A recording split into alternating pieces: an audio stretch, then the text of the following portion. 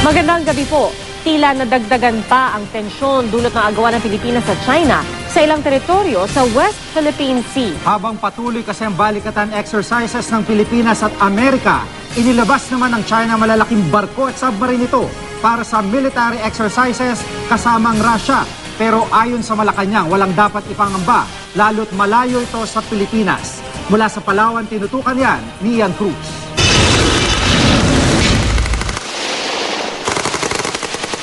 Kahapon lang, dinaraan ng China ang Amerika sa pakikilahok nito sa balikatan exercises sa Pilipinas. Pero eto ngayon ng China, nagdunsa ng sariling joint naval exercises katuwang ang Russia.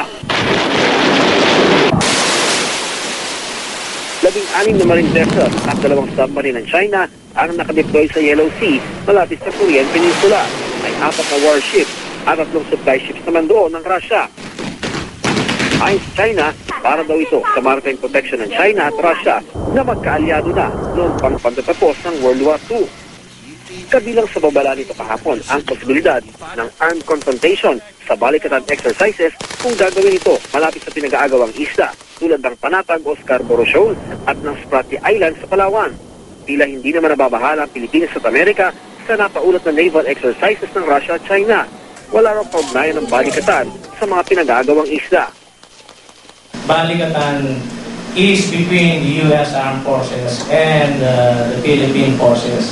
Never was China mentioned or will ever be mentioned in our planning nor in our execution. The Mutual Defense Treaty is a very serious treaty that the United States takes very seriously. Yan ay kahit pa nasa Palawan ngayon ng balikatan. Ibinida doon kanina ang 2 C-130 cargo plane ng US Marines. Ang isa rito, Ila Command Center na kaya raw kumontrol at mag-monitor ng galaw ng mga sasakyang panghimpapawid.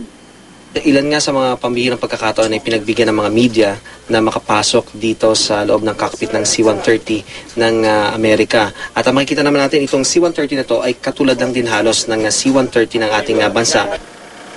Sa loob pa lang ng Western Command sa Puerto Princesa, nasa 450 na raw ang bilang ng US troops na kalahok sa pagsasanay, gaya ng mga senaryo sa isang gas oil platform sa West Philippine Sea at ang amphibious raid. Ang mga sundalong Kano at Pinoy na bahagi ng balikatan nag-donate sa Palawan ng isang school building na may 2 silid-aralan.